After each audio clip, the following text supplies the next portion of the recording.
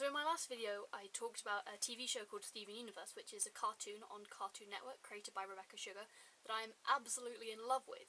A lot of you hadn't seen it though, or some of you hadn't even heard of it, so here is a list of 10 reasons that you should definitely be watching Steven Universe. Just a warning before I get started, there are going to be some loose spoilers and I'm using clips from the show in this video, so if that absolutely turns you off, then just go watch it without hearing why and then you'll agree with me, but... Just look at him. Number 1, the characters. I'm not going to mention any names, Adventure Time, but some cartoons love to introduce random characters that they've created out of nowhere, play with them for an episode or maybe two, and then discard them, or maybe bring them back in 2 seasons' time when everyone's forgotten about them.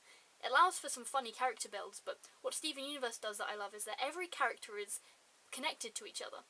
They all live in one place on Beach City, but most of them are also related to each other, or work together, or are dating, and it really gives this cohesive feel. When you meet a new character, you know that they're going to be related to someone, and so you're going to see them talking to other characters, not just the Steven and the Gems. Add on to this that almost all the characters are fully drawn, interesting, have multiple quirks, and are really, really cool. You are going to wake this fish from the dead with all the noise you're keeping. Oh, too late. Goofy, you're so loud. Bleh. Gunga, you're so funny. Number 2, the music. If you've heard of Rebecca Sugar, it's probably from her role in Adventure Time, creating all those brilliant songs that get stuck in your head for hours. Well, she's brought that to Steven Universe. Steven Universe doesn't have a song every episode, but it is full of great incidental music and great songs from the characters that really serve to advance the plot and are musically interesting and well performed. Steven, why do you have to look up to her, aside from in a literal sense? Number 3, the villains. Steven Universe doesn't necessarily have big bad villains in the same way, or at least not until recently with the Homeworld Gems, but when you do meet a villainous character, there's a definite feeling of unease. Even the corrupted gems, which are just monsters, are quite creepily drawn, and when we met the Homeworld Gems, you got a real sense of threat from them, which you don't often get in a kid's cartoon.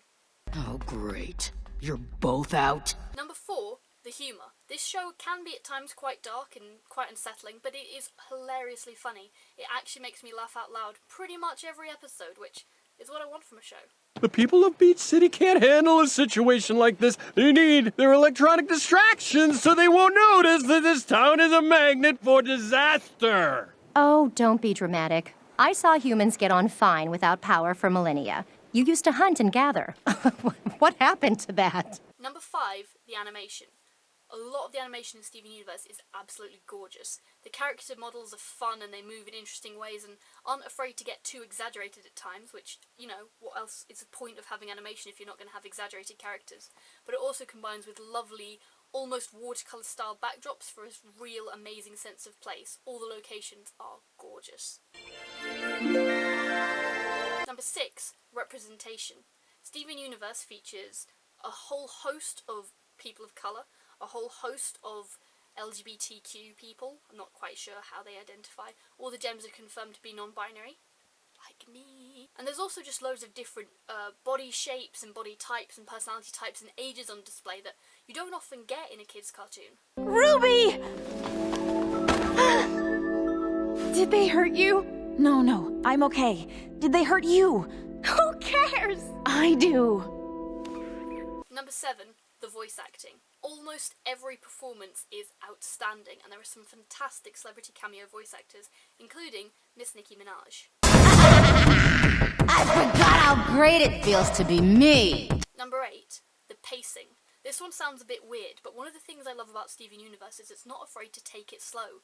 Even though the episodes are short, about 10 minutes each, and they pack a lot of plot into them, there are also long periods of just sitting, reflecting, long shots of, you know, the environments or Steven just hanging out. It never feels rushed and it's not like bang, bang, bang, bang, bang, explosions in your face. It gives you time to breathe and really process what's going on, which allows them to fit more in because you're not burnt out from all the colours and flashing lights.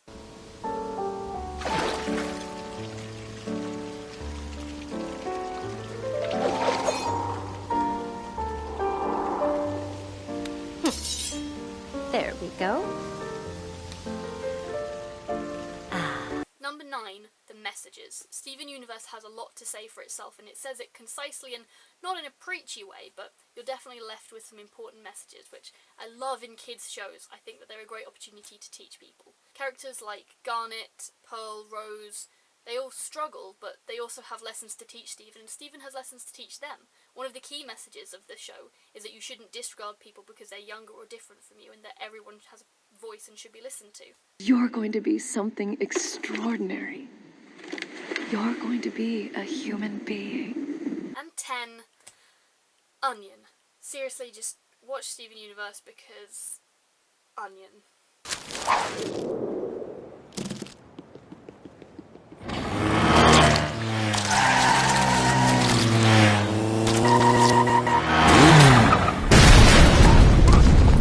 Hey, Onion!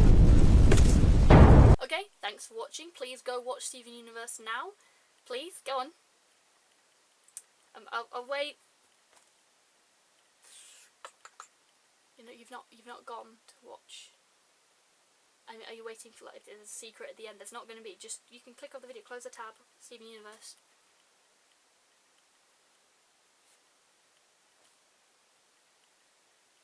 No?